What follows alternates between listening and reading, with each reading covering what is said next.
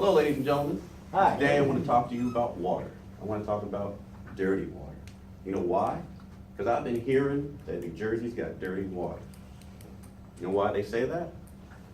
Because a lot of the federal agencies, state agencies, have been checking out water in various towns, and they're giving us back some bad news. So bad news like Flint, Michigan. Take Flint, Michigan, for example. They went through a rash of, they're dealing with some serious issues of their water. And we don't want to go through that in New Jersey. But guess what? We are. We have some situations in New Jersey. First, I'd like to say, when you're looking in this glass of water, you're looking at it half full. You may be even looking at it half empty. But what it might be full of is chemicals. Chemicals, metals, and pesticides.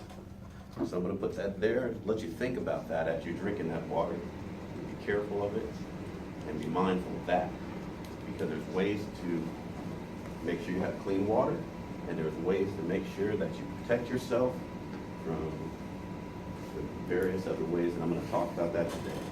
First things I want to talk about, after you talk about the Flint, Michigan situation, is I think back when I was a kid growing up in cities like they did, and in the summertime you play with the water hose, you play with the fire hydrant, and you drink that water with no worries and no cares. You drink that water not knowing, and people would always talk about, oh, you might get lockjaw, you're gonna get lockjaw, don't drink out the hose, you're gonna lockjaw. But I'm here to tell you, there's other things to worry about other than lockjaw. First, I'd like to tell you what's in the water. What's in your water and what they're finding to EPA and other various independent environmental conservation units, is they're finding there's metals in water in New Jersey. They've tested some waters up in Middlesex, New Jersey. They've even tested water in our own University of Rowan. And as recently as September, Rowan University has discovered they had lead in their water and high toxicity levels of lead in their water. And so they had to start handing out bottles of water at the university, as well as New Jersey and the one in Philadelphia. So just something to think about when you go into that fountain. You want to know, make sure there's no signs on it or anything to warn you that, hey, this might not be a good fountain to drink at. Before you want to grab that bottle of water, but I'm just here to give you the facts. And the facts are, there's high levels of lead, there's been high levels of chromium-6. Chromium-6 almost sounds like something you put on a bumper or something. A nice shiny bumper, but it's actually in the water. They found tests of all types of metal that are in that water as well. And that would make me nervous a lot, because I'm drinking metal and I don't even know it. And the thing about it is, you can't taste it, you can't smell it, you can't even see it. It looks just like this. And so, I'm here to tell you, I'm hearing Jersey water's dirty. That's what I'm hearing. I'm hearing Jersey water's dirty. So, with these reports from the EPA, they're telling you that also this water that you're drinking with those chemicals in it gives you gastrointestinal cancers. And so therefore, that's really bad. And you think in America, that's something we don't have to worry about, but we do. Secondly, because I keep hearing the water's dirty in New Jersey, I'm thinking, how did the water get dirty in the first place? And then it goes back to this. It didn't happen from the rain clouds, it didn't happen from the mountains and the ocean. It happened from us. It happened from us with our industrial plants and the wastewaters that go into the rivers and the streams and everything like Delaware. That's from industrial use. Take Camden, for example. We had a suit factory there for hundreds of years, not hundreds of years, but many years. And chemicals were going right into the Delaware, uncontrolled, unregulated. And that's just one place. Just think of the many other places across the state that had that similar situation.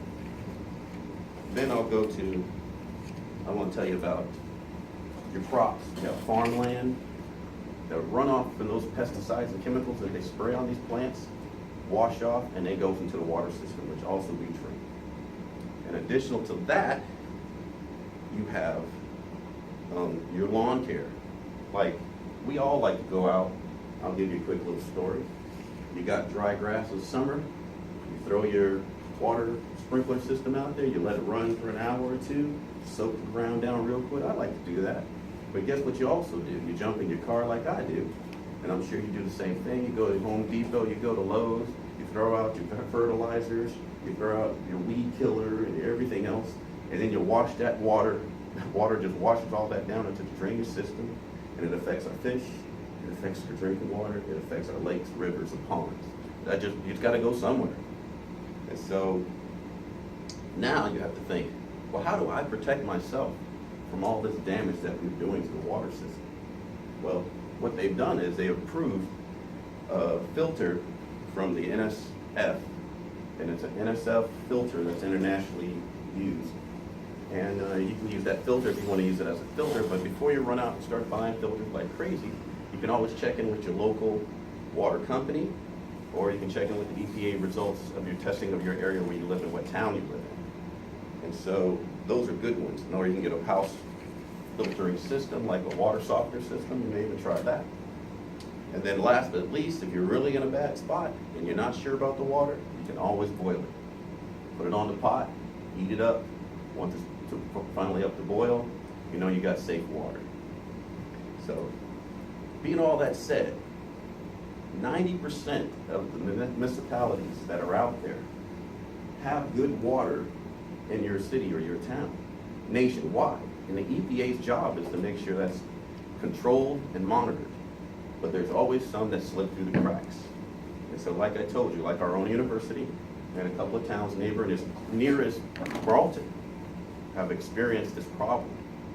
So just something I wanted you to be publicly aware and knowledge of, and so therefore you can go home and think about, in my town, one of those towns that could be a hot spot for lead or chromium or other microscopic organisms that are killing you. So with that being said, I just want to say thank you, and it's good to know what's out there so you know what can harm you, and that way you can be safe and have safe drinking water in America and in New Jersey. Thank you.